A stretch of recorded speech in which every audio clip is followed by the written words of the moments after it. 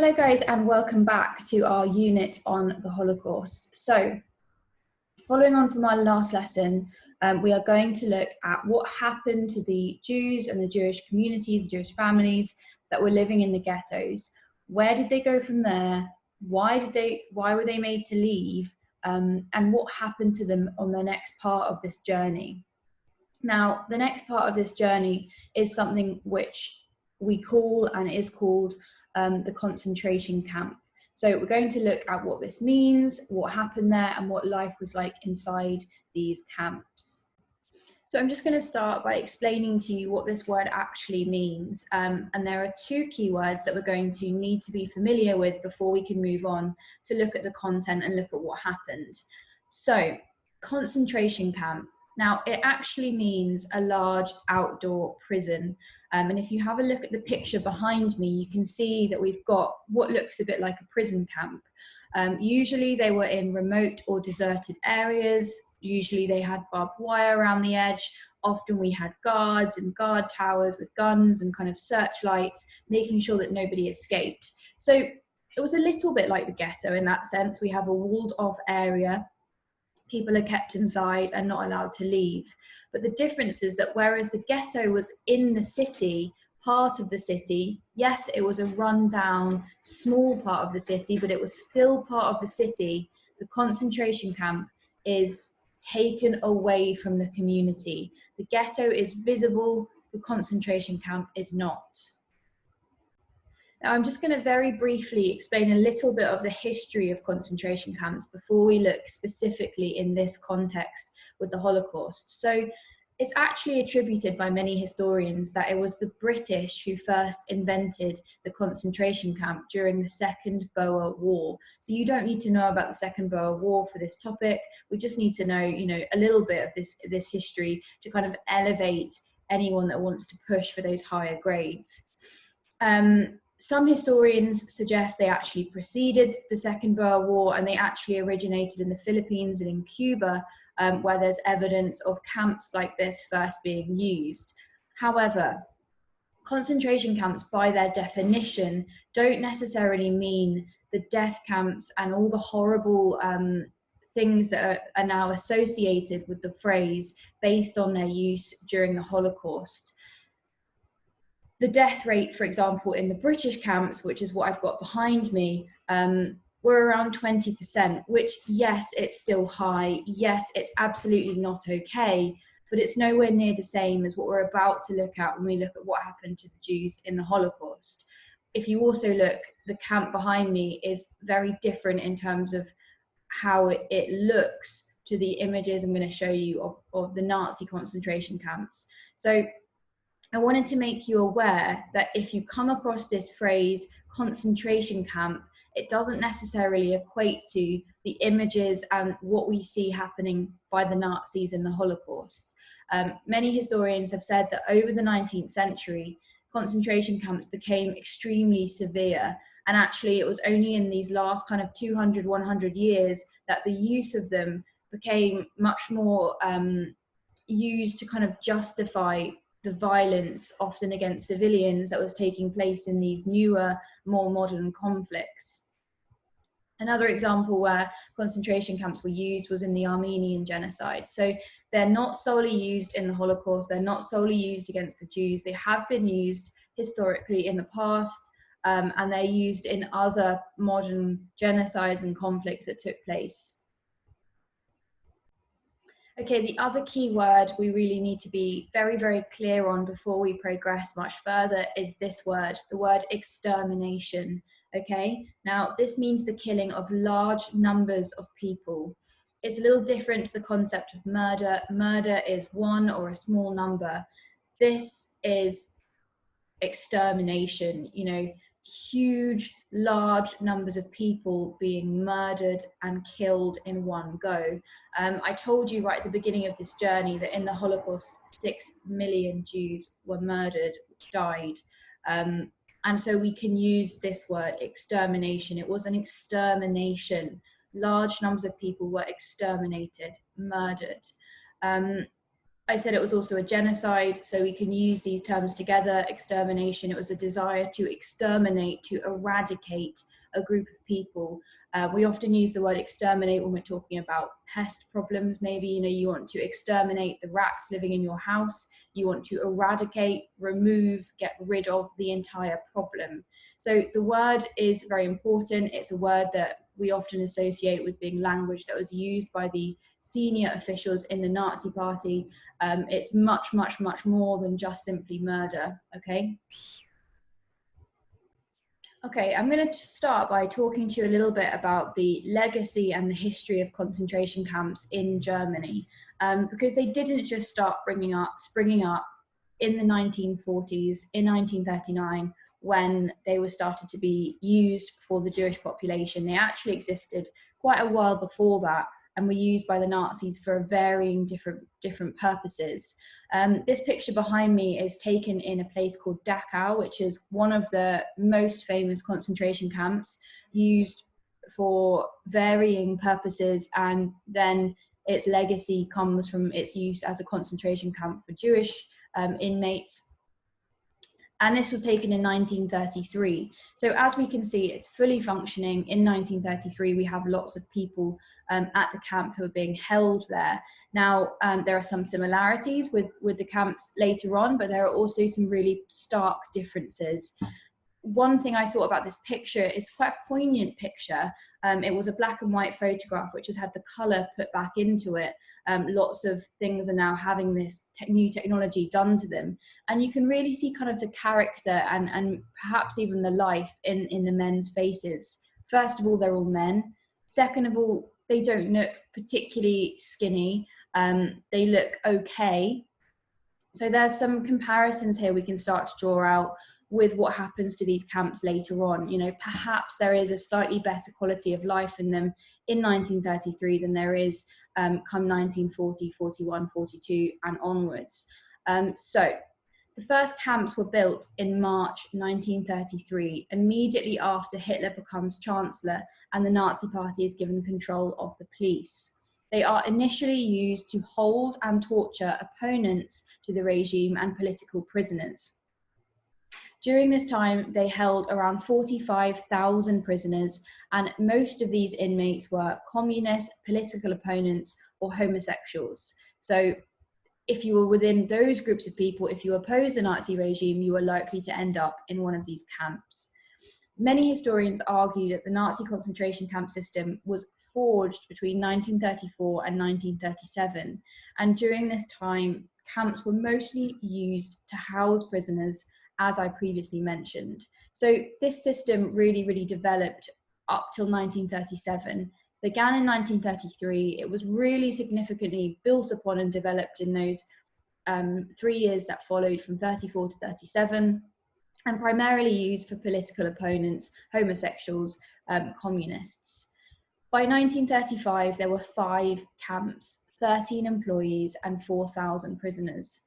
At the same time, 100,000 people were being held in German prisons. So you can see that actually these camps were not the primary place that people were being sent. They were being housed in prisons, and these camps were used as almost a secondary place.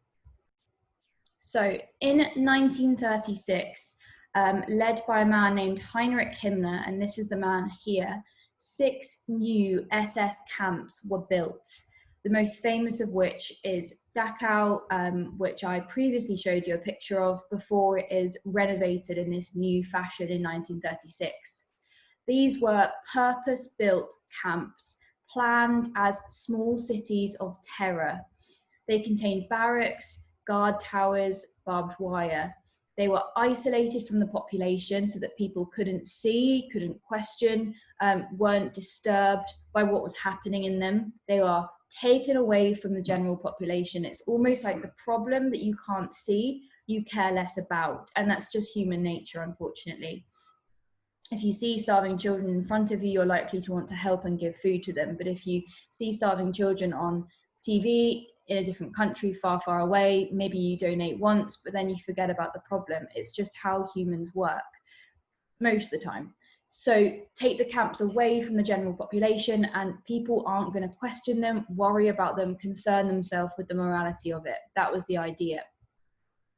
In these camps, there was already a rhetoric, remember that word I use, which means message, that the SS had absolute power over the prisoners. They could do what they wanted. There were no rules, there were no moral things to stick by. We weren't going to adhere to any of the Geneva Convention or the discussed rules that you're supposed to treat prisoners with.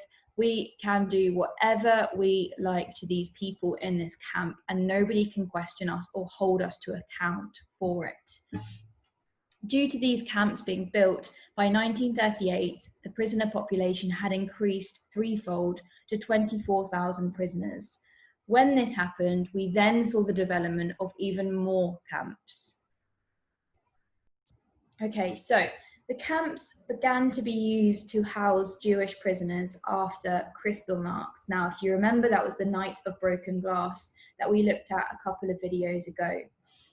26,000 of the 30,000 men that were arrested that night, remember I told you that there had been a directive to try and arrest as many healthy young men as they could, were deported to concentration camps.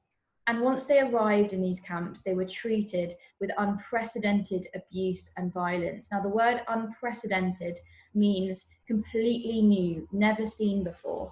So within these camps, suddenly a completely new level of violence and abuse started to be given out to these new Jewish inmates.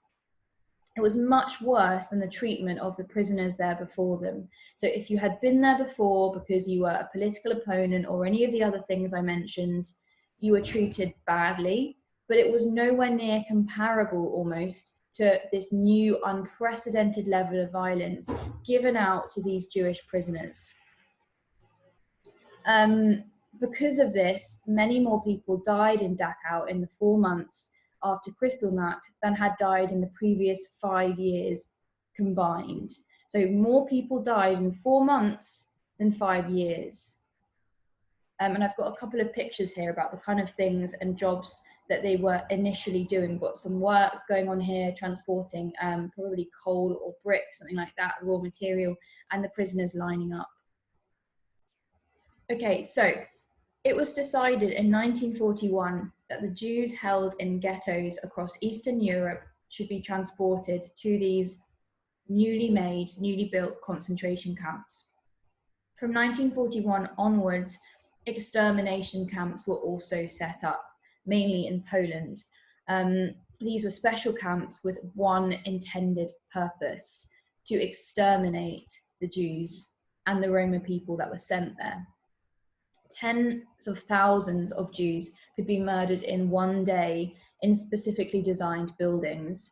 I'm not going to go into these camps in this lesson. We need to give that an entire lesson to itself to be able to explain it properly and then pay it the respect it deserves. So for today's lesson, for the remainder of this description and explanation of the camps, I'm going to be focusing on the labor and the work camps that were established rather than those extermination camps. So just before I go into it, I am sitting with an image of some very, very famous gates. Now, these are the gates to Auschwitz, and they say the words, Arbeit macht frei, work makes you free.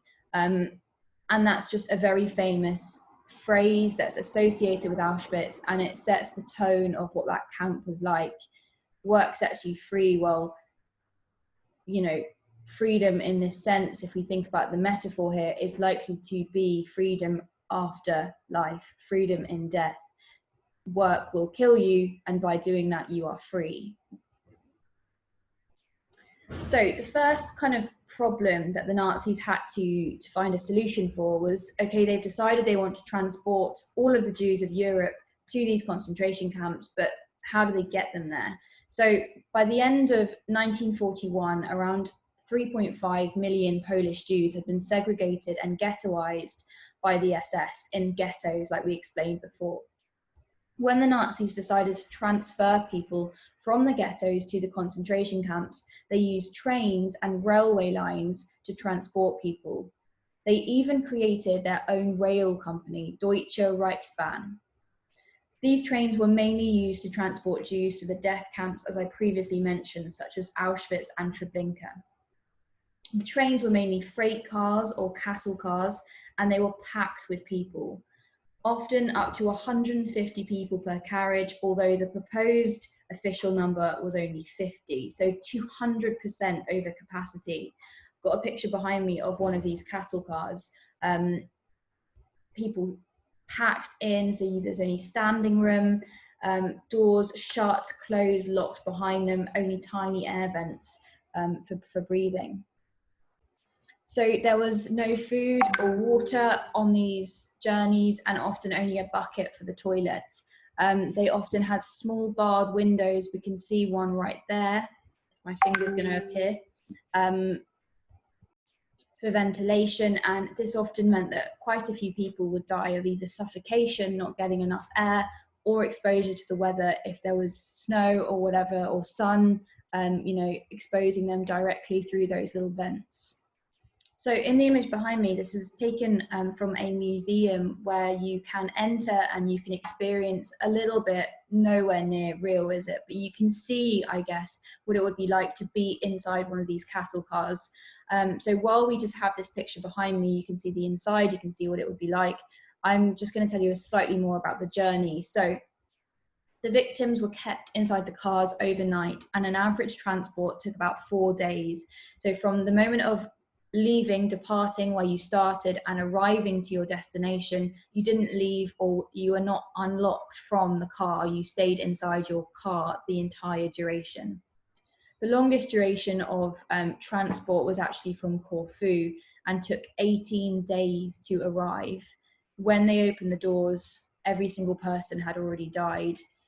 No food, no water for 18 days.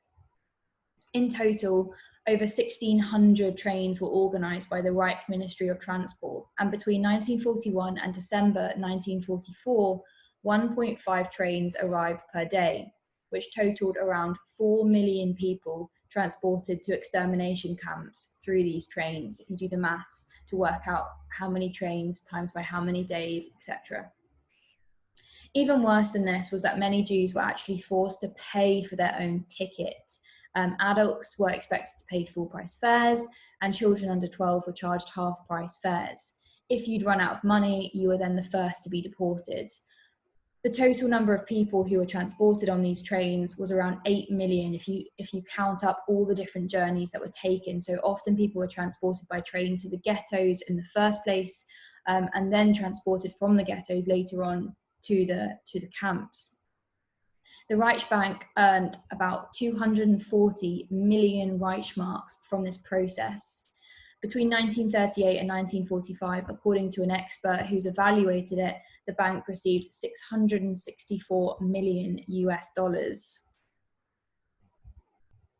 So once you have gone on the transport, obviously you arrive at the destination, which would be the concentration camp.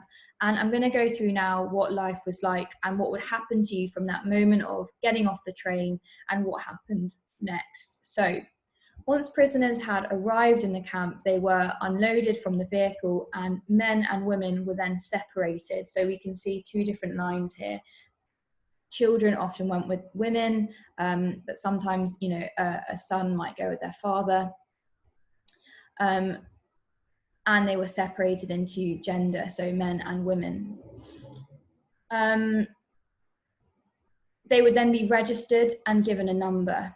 From this point on, they would only be referred to by that number. At Auschwitz, one of the most infamous camps, that was tattooed onto their arm. In other camps, it was sometimes stitched into clothing. And from that number, they were then assigned a work detail, so a job, and a barrack to sleep in. From that point, prisoners were then forced to undress in front of hundreds of other people, including the SS guards. They were shaved, so any hair on their body was shaved off, and it was often done very roughly and painfully, caused lots of cuts and calluses and bruises sometimes, which would then get infected. And their clothing was taken away. Instead, they were given a uniform Often it was a striped uniform like the two behind me that you can see. This was done to be humiliating and to remove all remnants of kind of human dignity and identity that attached to each individual person. They were then often given wooden clogs with no socks, which led to many developing blisters and sores on their feet. If they did have shoes, often they wouldn't fit. Again, you know, if you wear shoes that don't fit you, you very quickly get blisters. If you're doing hard manual labor in those shoes every day, you can only imagine the pain and you know what would happen to your feet in those conditions. Jewish uniforms would have the Star of David, so the yellow Star of David, stitched into their uniform to show they were Jewish. Other prisoners at the camp, which there still were other prisoners, would have different symbols. This one has a red triangle. Over here I think we've got a yellow, I can't quite make it out, but a yellow triangle. So everything would mean something different. Roma had brown triangles, homosexuals had pink triangles. It had a coding system. You could tell who somebody was and why they were there simply from that triangle or that star on their uniform. The clothes, as you can see, were thin and frankly inadequate for the conditions they lived in. Where they were living, you know, it snowed, it was freezing cold in winter, and it was boiling hot in summer for some camps. So these kind of thin pajamas just give absolutely no warmth whatsoever in those conditions. Conditions in the camp were horrifically bad, and many prisoners died due to deliberate maltreatment or of disease, starvation, or overwork. Some were also executed for being unfit for labor. So by 1942, many small sub-camps had been set up near factories to provide forced labor. So the Nazis had kind of realized that actually we have this huge workforce, we can get something out of this, we can make them work for free, and we can use them to help us develop things and build things in our factories. One of the most famous of these factories is IG Farben, and that's behind me. It was a synthetic rubber plant. And in 1942, camps began to be set up by and next to these factories. The famous Schindler camp, which again, I'm not going to go into, but you can have a look at if you like. He had his camp in his factory. You know, the purpose of holding Jewish prisoners in his camp was so that they can work in his factory. That was how he justified it and how he got them to him to work in his factory. Conditions were brutal, and prisoners were often sent to the gas chambers, which I'm going to talk about in our next video, or killed on site if they didn't work quickly enough. So there was a huge amount of pressure to keep up to kind of numbers and targets every day. Inside the camps, people held different positions, and there were lots of different levels of power. The SS, as I said before, had absolute power. They were ultimately in control of absolutely everything, and whatever they said went, and whatever they did was justified in their eyes. They could do whatever they want. After that, a minority of Jewish prisoners were elevated to the position of capo. Now, this meant they were essentially guards to oversee other prisoners, like this lady is here.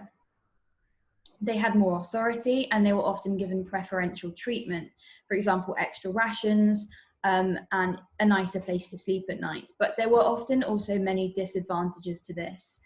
They had to report to the SS daily, and any interaction with the SS was dangerous to undertake.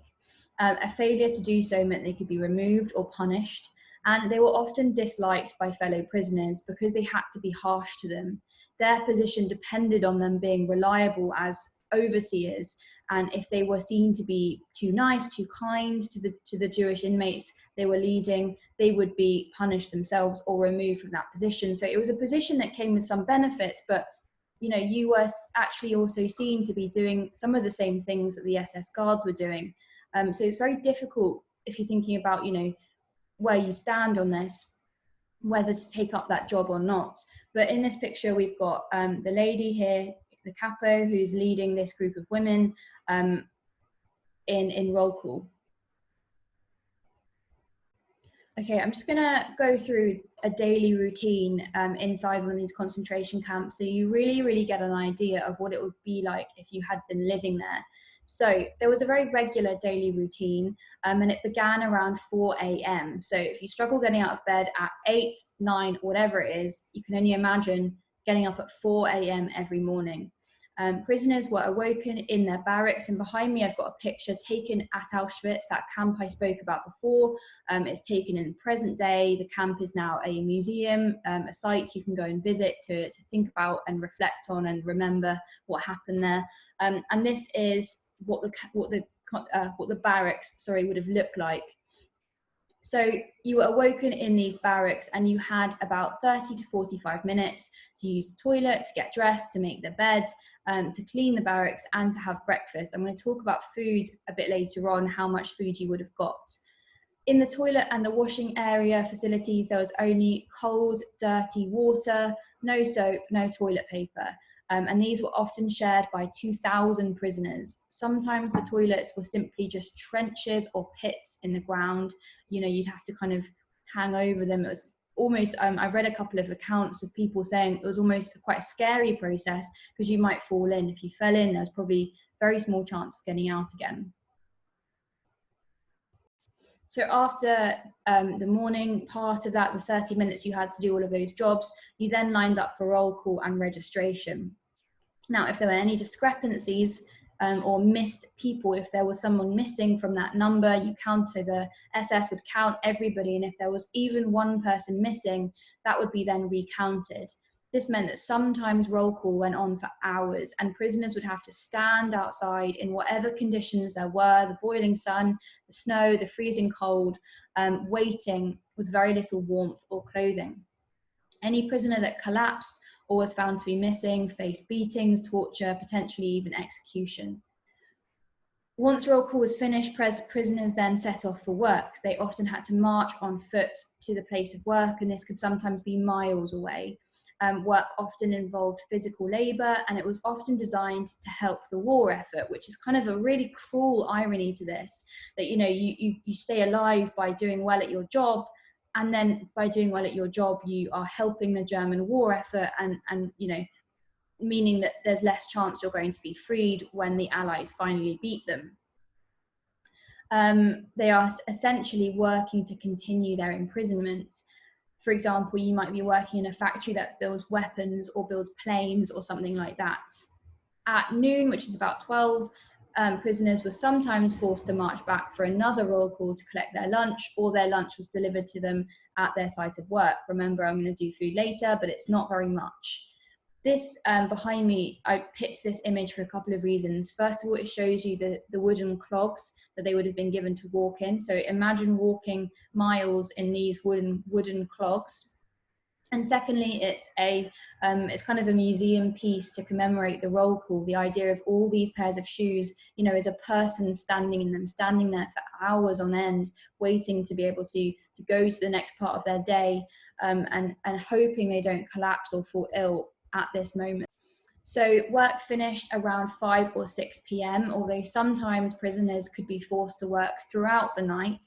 And prisoners would then march back to participate in evening roll call. So yet again, they had to do the same process again and stand in their lines and be counted. Anyone who had died during the day would also be brought out to be counted. Horrible experience if you can think about that. Again, this could take hours.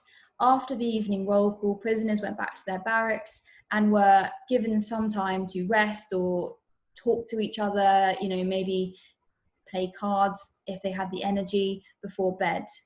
At 9 p.m, lights were switched off and prisoners were expected to sleep.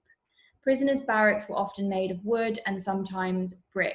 Remember I showed you that picture slightly before of the barracks with those wooden bunk beds.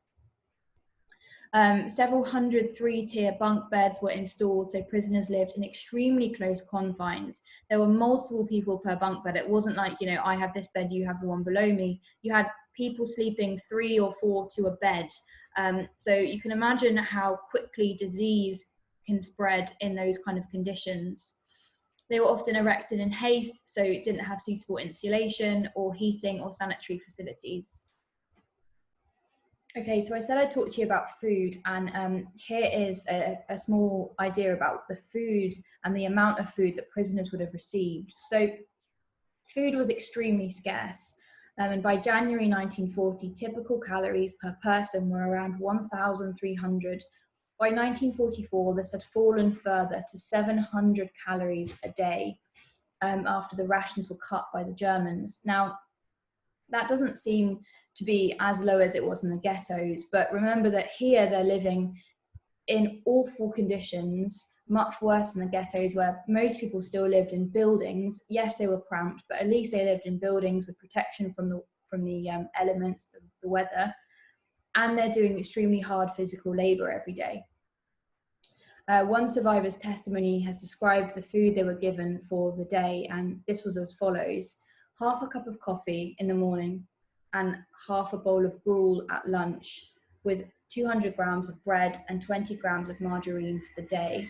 Sometimes, if you were really lucky, you might get a small piece of sausage. So here's a picture or a 3D creation in a museum that shows, kind of tries to demonstrate that amount of food.